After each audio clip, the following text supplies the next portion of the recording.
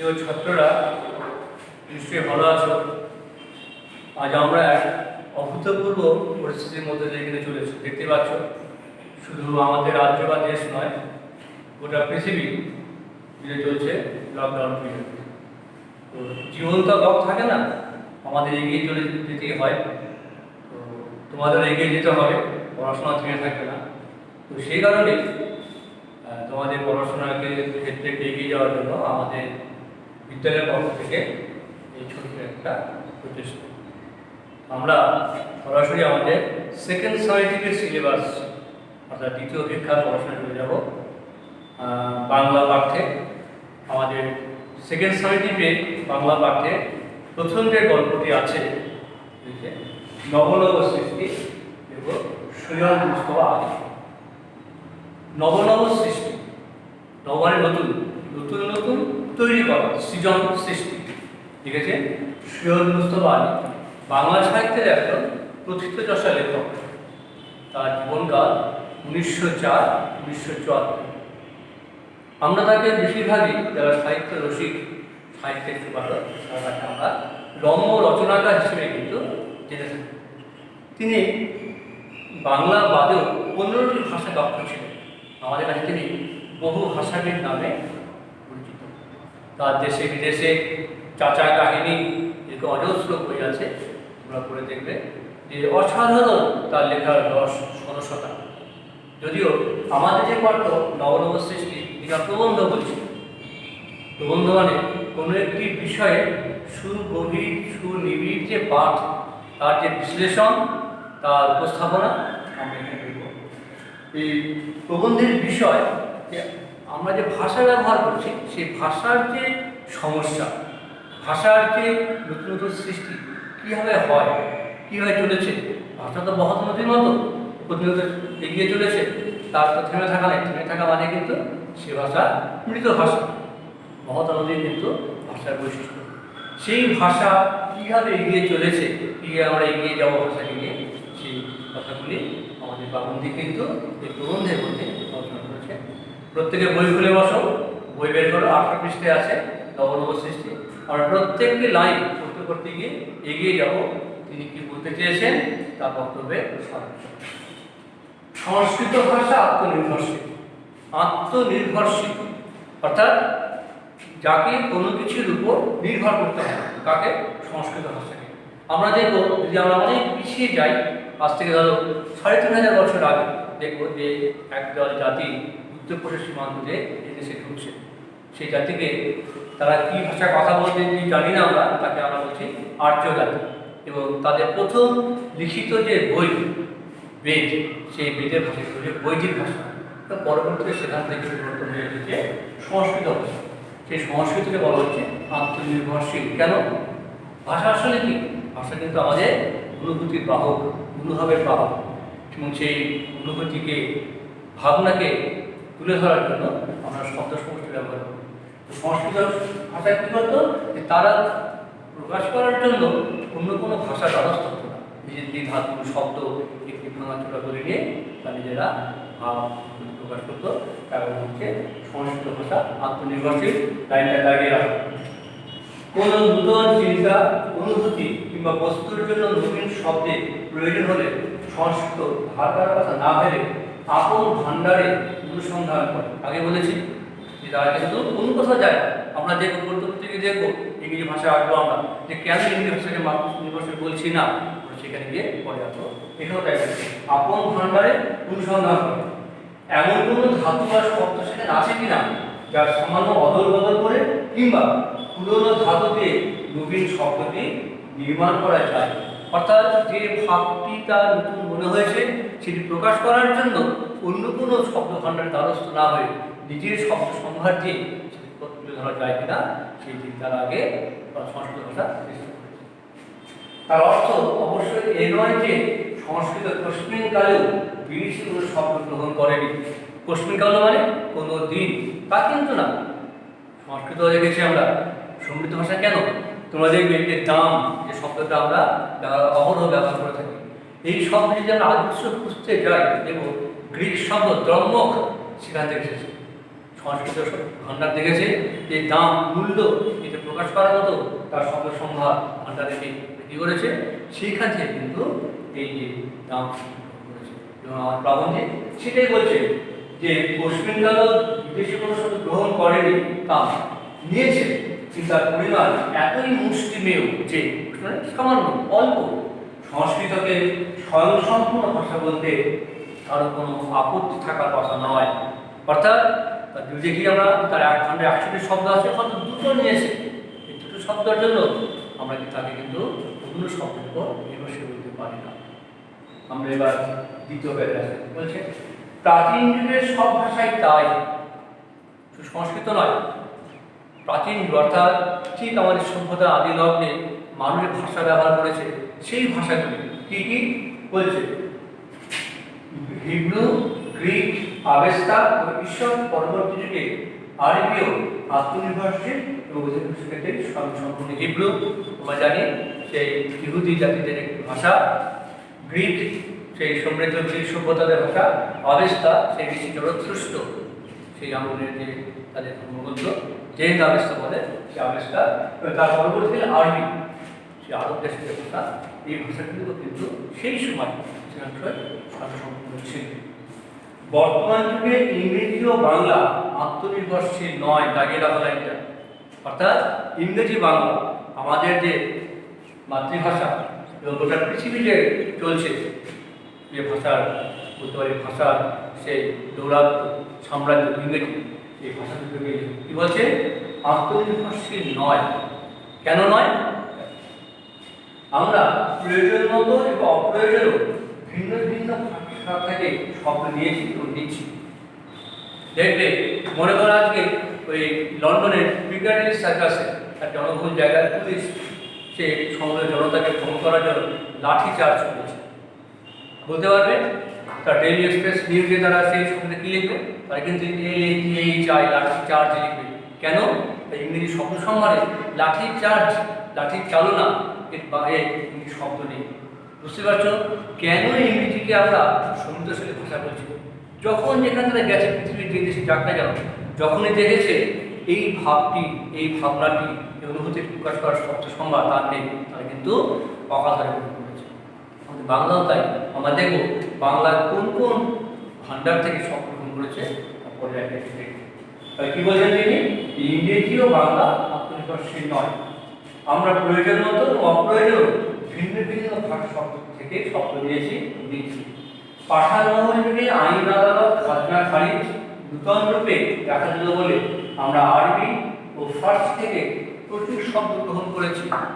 দেখবে তুমি তোমার এই ঘরটা দেখো তো, এই ঘরটা দেখিয়ে বলো এমন একটি শব্দ বের করো যে শব্দটি আমরা বিদেশি শব্দ থেকে নিই, আরবি ফার্সি থেকে নিই, বের করো। আরবি হোক, ফার্সি হোক, ইংরেজি, অর্থাৎ বাংলা নয়, সংস্কৃত নয়, বের করো। Table, chair, fan, light, blackboard, TV যা দেখছো সমস্ত কিছু আমাদের দিয়ে ধার করা সম্ভব। আমরা অন্য ভাণ্ডার থেকে নিয়েছি। আমাদের এক কথা বলতে পারি আমরা আমাদের ব্যবহারিক যে জগতের ভাষা, দৈনন্দিন যে ভাষা শব্দ, তা আমাদের কিন্তু এই বিদেশি ভাণ্ডার থেকে গ্রহণ করা। তাই তিনি বলছেন, কি বলছেন, প্রয়োজন মতো অপ্রয়োজনও ভিন্ন ভিন্ন ভাষাকে শব্দ নিয়েছি, নিচ্ছি, হয়তো নিচ্ছি আমরা। পাঠান মহল যুগে আইন আদালত, দেখবে আইন আদালতের যত শব্দ, সব শব্দগুলি কিন্তু আরবি ভাষা, ইংরেজি, বাংলা সেখানে নেই, সংস্কৃত প্রায় নেই, হয়তো হতে পারে তোমরা পেতে পারি। পরবর্তী যুগে ইংরেজি থেকে, ইংরেজির মারফতে অন্য ভাষা থেকে নিয়েছি ও নিচ্ছি। আমাদের পরবর্তী পর্তুগিজ নিয়েছি, হ্যাঁ, ফরাসি নিয়েছি, অন্য ভাষাকে নিয়েছি, ইহা পরে আমরা বিদেশি শব্দ নেওয়া ভালো না মন্দ সে প্রশ্ন অবান্তর। অবান্তর মানে ভিন্ন প্রশ্ন। অর্থাৎ কেন? হয়তো তোমরা বলতে পারো যে বিদেশি শব্দ নেওয়ার কারণটা নেওয়া ঠিক না মন্দ, তখন কিন্তু সে আলোচনায় যাচ্ছে না। কি বলছে সেটা অবান্তর, সেটা আমরা অন্য প্রসঙ্গে আলোচনা নিয়েছি এবং এখনো সজ্ঞানে আপন খুশিতে নিচ্ছি। ওই শিক্ষার মাধ্যম রূপে ইংরেজিকে বর্জন করে বাংলা নেওয়ার পর যে আরো প্রচুর বিভিন্ন শব্দ আমাদের ভাষায় ঢুকবে সে সম্বন্ধে কারোর সন্দেহ নেই। বুঝতে পারছো যে দেখবে আসলে আমরা যে শব্দ নিই কেন, একটা যে শব্দে জ্ঞানের ভাণ্ডার নেই, শিল্প সৃষ্টি নেই, সাহিত্য নেই, সেই শব্দের কি আমরা না, সেখান থেকে কিন্তু আমরা কোনো শব্দ নিই না। কোন ভাষা থেকে নিই? যে ভাষায় জ্ঞান বিজ্ঞান সমৃদ্ধ সেখান থেকে নিই। এবং লেখক তাই বলছেন যে আমরা কিন্তু এরকম ইউরোপীয় শব্দ ভাণ্ডার থেকে প্রচুর শব্দ আমরা নিয়েছি এবং প্রয়োজন আমরা এখনো দিতে পারি। আলু কপি আর রান্নাঘর থেকে তাড়ানো মুশকিল। দেখবি আলু কপি এই শব্দটি কিন্তু আমাদের নয়, পর্তুগিজ শব্দ। যদি মনে করো যে না আমি ব্রিটিশ শব্দ ব্যবহার করবো না, তাহলে আমার শব্দ চাই, কি করবে? পাবে না। তাই বলছে যদি আলু কপি আর রান্নাঘর থেকে তাড়ানো মুশকিল। বিলিত ওষুধ তার সকলেই খান। বের করো তো এমন কোনো ওষুধ তুমি দোকানে গিয়ে কেনো তো, দেশীয় নাম দিয়ে পাবে নাকি? পাবে না। যে শব্দগুলি বলি না কেন শব্দ কিন্তু বিদেশি শব্দ দিয়ে ওষুধের নাম। ভবিষ্যতে আরো নতুন ওষুধ খাবেন বলে মনে হয়। এই যে বিদেশি বস্তু নেয় আমাদের ভাষাতেও বিদেশি শব্দ থেকে যাবে, নতুন আমদানিও বন্ধ করা যাবে না। বুঝতে পারছো? অর্থাৎ যত তুমি জ্ঞানে বিজ্ঞানে উন্নতি করতে চাইবে তোমার কিন্তু বিদেশি শব্দ, এই শব্দ ভাণ্ডার দ্বারস্থ তোমাকে পৃথিবীতে কোনো জিনিসই সম্পূর্ণ অসম্ভব নয়। তাকে দেখো লাইনটা আমাদের পাবন্দি একটি গুরুত্বপূর্ণ কথা বলছে। অর্থাৎ পৃথিবীতে কিন্তু কোনো জিনিসই সম্পূর্ণ অসম্ভব নয়। কোন প্রসঙ্গে বলছেন? অর্থাৎ তুমি যদি মনে করো যে না আমি বিদেশি শব্দ ব্যবহার করবো না, তখন সেটাই বলছেন একেবারে অসম্ভব তা কথা নয়। কেন নয় আমরা পরবর্তী আলোচনা করতে সে বিষয়ে। অন্তত চেষ্টা করাটা অসম্ভব নাও হতে পারে। হিন্দি উপস্থিত সেই চেষ্টাটা করছেন। বহু সাহিত্যিক উঠে করে লেগেছেন হিন্দি থেকে আরবি, ফার্সি এবং ইংলিশ শব্দ তাড়িয়ে দেওয়ার জন্য। এইবার দেখো খুব মজা কি করেছেন। আমরা দেখেছি যে হিন্দি সাহিত্যের কিছু ভাষার বীজ প্রতিষ্ঠা সাহিত্যিক তাদের কি বলতে চেষ্টা করছে যে হিন্দি ভাষার মতে তার ব্রিটিশ শব্দকে রাখবেন, ব্যবহার করবেন। তারা সেগুলি জায়গায় তাদের নিজস্ব ভাণ্ডার থেকে শব্দ প্রয়োগ করবেন। এক কথায় স্টুডেন্ট তাড়িয়ে দেওয়ার চেষ্টা করছে। তাকে সম্ভব? কি বলছেন প্রাবন্ধিক? দেখো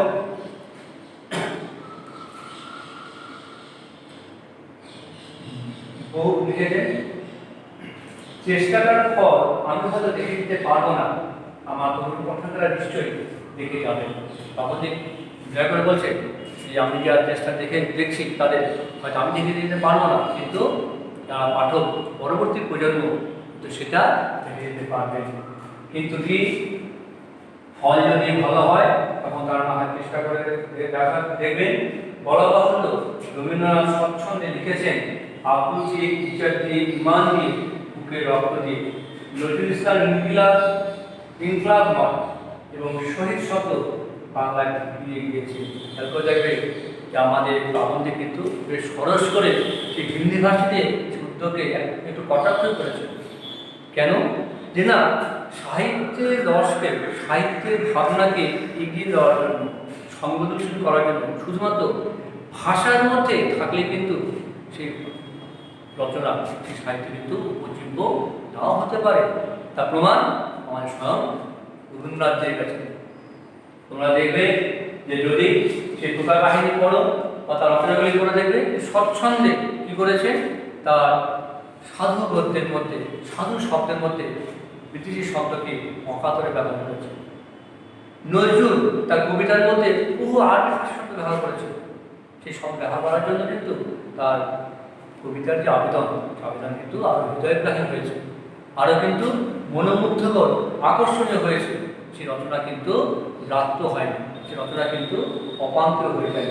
লেখক তাই বলছেন, কি বলছেন যে রবীন্দ্রনাথ স্বচ্ছন্দে লিখেছেন আব্দু দিয়ে, ইজ্জত দিয়ে, ইমান দিয়ে বুকে রক্ত যাবো। আব্দু, ইজ্জত, ইমান সংস্কৃত শব্দ, আরবি ফার্সি শব্দ, তাই না? অর্থাৎ দেখো একই বাক্যের মধ্যে তিনি কিন্তু মানে অকাতরে সেই শব্দে কিন্তু নজরুল ইসলাম ইনকিলাব কেন বলছে আমরা প্রত্যেকে উচ্চারণ করি ইনক্লাব নয়, উচ্চারণ হবে ইনকিলাব। শহীদ এই শব্দটি কিন্তু আমরা এখন বাংলা শব্দ বলে জানি, কিন্তু ফার্সি শব্দ। বিদ্যাসাগর সাধু রচনায় বিদেশি শব্দ ব্যবহার করতেন না। বেনামিতে লেখা অসাধু রচনায় চুটিয়ে আরবি ভাষা ব্যবহার করতেন। বিদ্যাসাগরের মতো সংস্কৃত পণ্ডিত, বলতে পারি গুণা পণ্ডিত, তার ওগুলি পড়ে দেখবে, সেক্ষেত্রে তার সীতার বনবাস, হ্যাঁ, অভিজ্ঞান সমুদ্রম, সেই অনুবাদ তিনি সংস্কৃত শব্দকে বেশি বেশি করে ব্যবহার করেছেন, তৎসম শব্দকে। অথচ বেনামিতে লিখছেন, সেখানে কিন্তু আরবি ফার্সি ভাষার প্রতি কিন্তু সেই ছুটমার তিনি রাখেননি। আর অতিশয় নিষ্ঠাবান ব্রাহ্মণ পণ্ডিত হরপ্রসাদ শাস্ত্রী আরবি ফার্সি শব্দের বিরুদ্ধে জিহাদ ঘোষণা করা আহমমুখী, আহমমুখী মানে বোকামি, নিরেট মূর্খামি বলে মনে করতেন। আমাদের হরপ্রসাদ শাস্ত্রী আরও এগিয়ে বলছেন যে যদি আমরা মনে করি যে আরবি ফার্সি শব্দ ব্যবহার করবো না, প্রয়োগ করবো না, এটা একটা নিরেট মূর্খামি, বোকামি। কেন? আলাদা হুতুমের ভাষা বেশি রূপে নির্মিত হয়েছে। সাধারণ বাংলা এর সাথে গাঢ় মিল দেবে না বলে প্রয়োজন। কি বলছেন? আলাল, আলালে আলালে মানে আমরা বলি একটি প্রথম বাংলা উপন্যাস, কালীপ্রসন্ন সিংহের লেখা, এবং প্রথম হচ্ছে প্রথম পেঁচার নকশা, প্যারিচার ভিত্তিতে রচনা। আমাদের যে আলাল এবং হুতুম, অর্থাৎ এই কালীপ্রসন্ন সিংহ আর প্যারিচাঁদ মিত্র দুজনেই মৌখিক বাংলাকে এই রচনায় কিন্তু প্রয়োগ করেছে। যদি কখনো পড়ো প্রথম প্যাচার নকশা, দেখবে যে বাবু কালচারের যে নগর কলকাতার যে একেবারে বাস্তব চিত্র, সে কলকাতাইয়া ভাষাটাকে বলতাম আমরা, সেই শব্দ কিন্তু এখানে প্রয়োগ করেছে।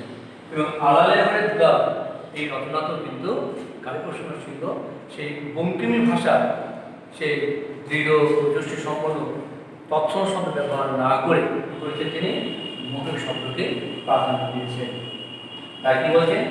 বিশেষ উদ্দেশ্য মানে অর্থাৎ একটা বিশেষ শ্রেণীর জীবনচর্যাকে, শিক্ষা রুচিকে ব্যঙ্গবৃত্তির করার উদ্দেশ্যে কিন্তু লেখা হয়েছিল।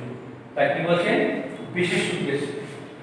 সাধারণ বাংলা এর সাথে গাঢ় মিল দেবে না বলে উল্লেখের স্থলে নিষ্প্রয়োজন। অর্থাৎ লেখক বলতে চাইছেন তাহলে ঘরে দুলাল বা নকশায় যে ভাষা ব্যবহার করেছে, সেই ভাষা কখনোই সাধারণ সাহিত্যের ভাষা হতে পারে না বা উচিত নয়। তাই হচ্ছে যে বিশেষ উদ্দেশ্য। হিন্দির বঙ্কিম, হিন্দি কাকে বলা হয়? মুন্সি প্রেমচন্দ্রকে। হিন্দিতে খ্রিস্টর আরবি ফার্সি ব্যবহার করেছেন। বঙ্কিমচন্দ্রের নাম শুনেছ, তিনি কে বা তাকে আমরা কি বলি? বাংলা সাহিত্যের সাহিত্য সম্রাট। অর্থাৎ তার হাতে উপন্যাস, প্রবন্ধ, রম্য রচনা এগুলি কিন্তু প্রথম বাংলা সাহিত্যে। ঠিক সেই রকম হিন্দিতেও কিন্তু মুন্সি প্রেমচন্দ্র তার হাতে কিন্তু হিন্দি সাহিত্যে সমৃদ্ধ ঘটেছে। তিনি সেখানে সেই হিন্দি সাহিত্য সম্রাট হিসেবে পরিচিত।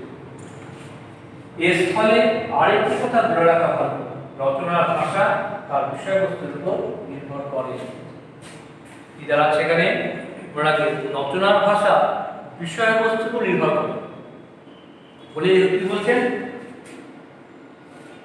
শঙ্কর দর্শনের আলোচনায় ভাষা সংস্কৃত হবে, পক্ষান্তরে মোগলাই রেস্তোরাঁর বর্ণনাতে ভাষা অনেকখানি নতুন ভাষা হয়ে যেতে পারে। অর্থাৎ বিষয় অনুযায়ী মনে করো তুমি একটা বিজ্ঞানের প্রবন্ধ লিখবে, কোনো ইন্টারনেট সম্পর্কে লিখবে, সেখানে কী থাকবে দেখবে তোমার কিন্তু ইংলিশ শব্দ আসবে। তুমি একটা পরমাণু কণালী বিষয়ের প্রবন্ধ লিখবে, সেখানে কী থাকবে? সেখানে কিন্তু তোমার ইংলিশ শব্দ থাকবে, আসবে। বা মনে করো তুমি মনুস্মৃতি সংহিতা নিয়ে লিখবে, সেখানে দেখবে দেশি শব্দ থাকবে, আরবি ফার্সিও কম প্রয়োগ হবে, সে কিন্তু তৎসম শব্দের প্রয়োগ তোমাকে বেশি করতে হবে। বলছে যে কি রচনার ভাষা তার বিষয়বস্তুর উপর নির্ভর করে। বলছে শঙ্কর দর্শনের আলোচনায় ভাষা সংস্কৃত শব্দ হবে, অর্থাৎ শঙ্কর দর্শন যে দর্শনের ভিত্তি করে হিন্দু সংস্কৃতি, হিন্দু ধর্ম উত্থান করতে পারে, সেই ভাষাকে সংস্কৃত তৎসম শব্দের ভাষা হবে সন্ধানে। পক্ষান্তরে কি বলছে? যে মোগলাই রেস্তোরাঁ, অর্থাৎ যেগুলো সেই মোগলাই খানা, একটা মোগলাই রেস্তোরাঁ বর্ণনা দাও, সেখানে দেখবে বেশ রসি রসি বলা খেতে তোমাকে কিন্তু সেই ওই আমাদের হুতুম অর্থাৎ হুতুম একটা নকশায় লেখক যে ভাষা প্রয়োগ করেছে সেই ভাষার ছাঁদ এসে যাবে। বসুমতীর সম্পাদিত রচনা ভাষা এক। বসুমতী একটি সাপ্তাহিক পত্রিকা, সাপ্তাহিক সাহিত্য পত্রিকা, একসময় আমাদের বাংলাদেশে খুব প্রচারিত হয়েছিল। এই পত্রিকা উল্লেখ করেছে, তাতে আছে গাম্ভীর্য, বাঁকা চোখের ভাষা ভিন্ন।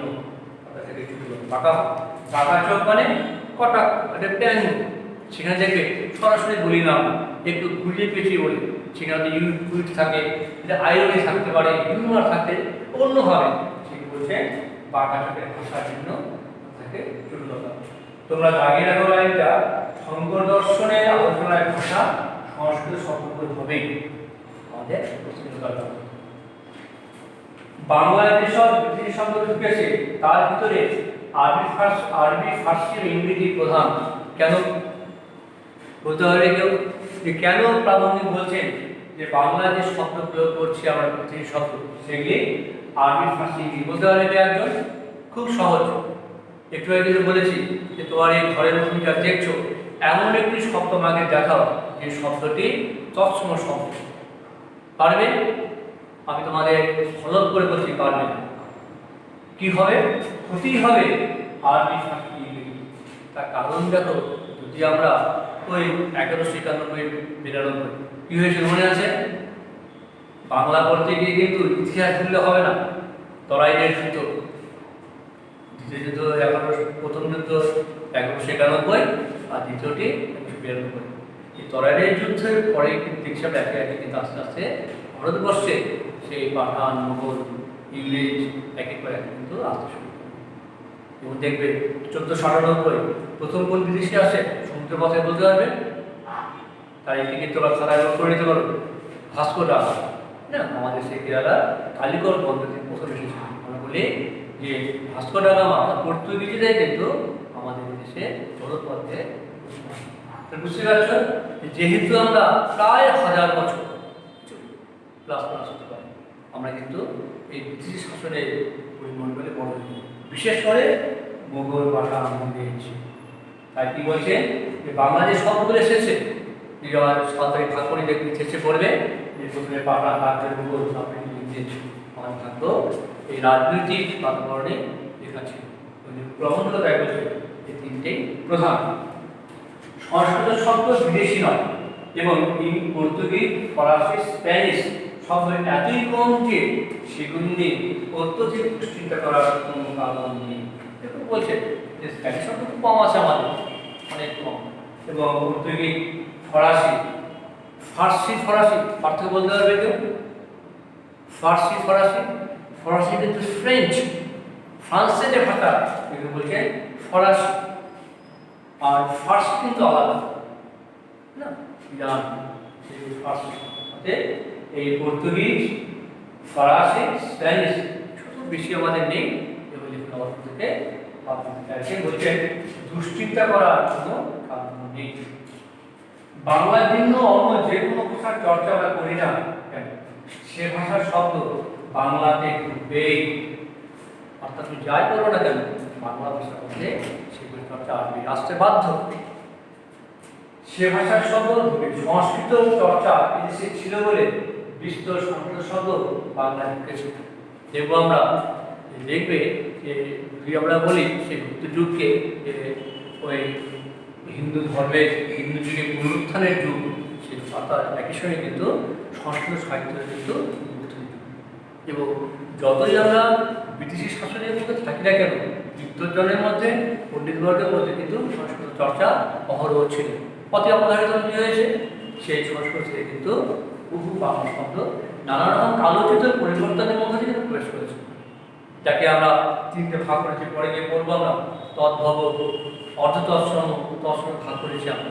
তাই জন্য বলছে যতগুলি ভাষা আমরা নিয়ে আমরা কি দেখবো, আমরা সংস্কৃত চর্চা ছিল বলে বিস্তর সংস্কৃত শব্দ বাংলায় ঢুকেছে।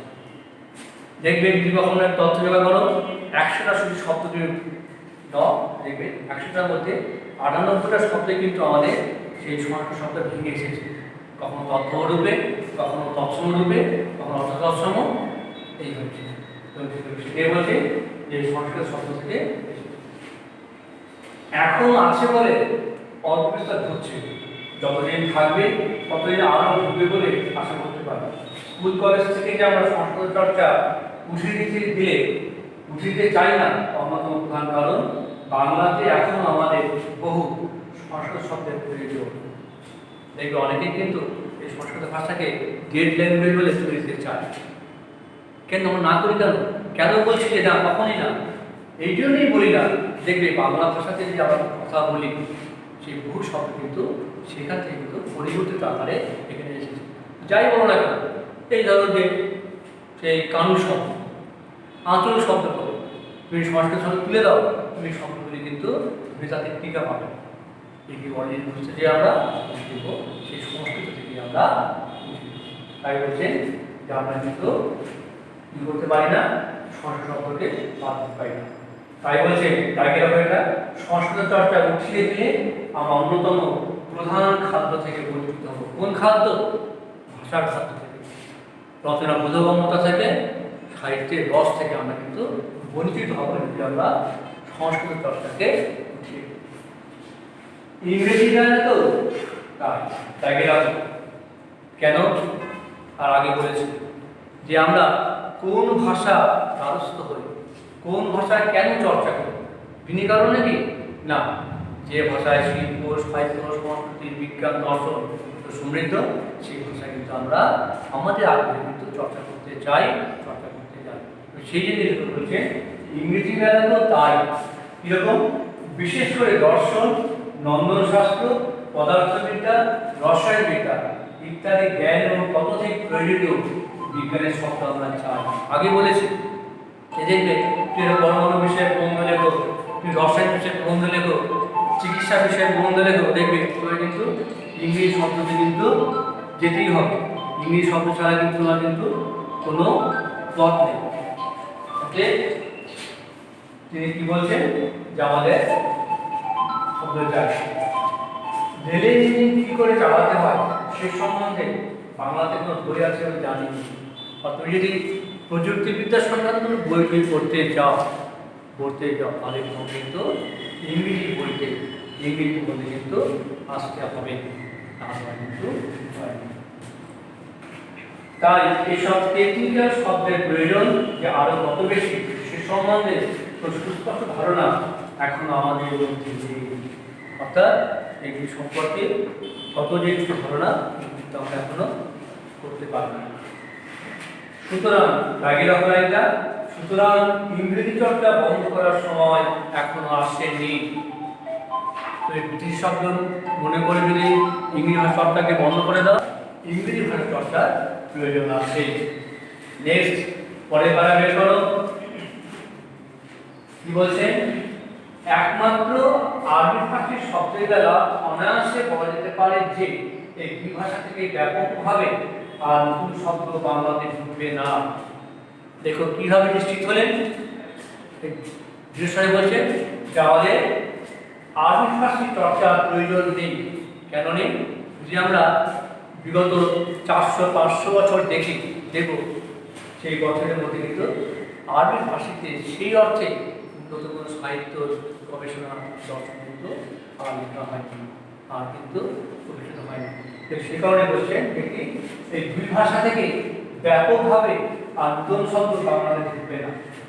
পশ্চিম বাংলাতে আরবি ভাষার চর্চা যাবো বলছে মজানো আজ থেকে 40-50 বছর আগেও কিন্তু কি ছিল, স্কুলে কিন্তু আরবি ভাষা পড়ানো, আর এখন কিন্তু এটা আর নেই।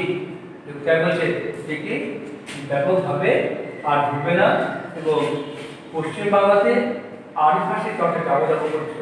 পূর্ব বাংলায়ও এসব ভাষার প্রতি তরুণ সম্প্রদায়ের কৌতূহল অতিশয় ক্ষীণ বলে তার আয়োজিত হবে বলে মনে হয় না।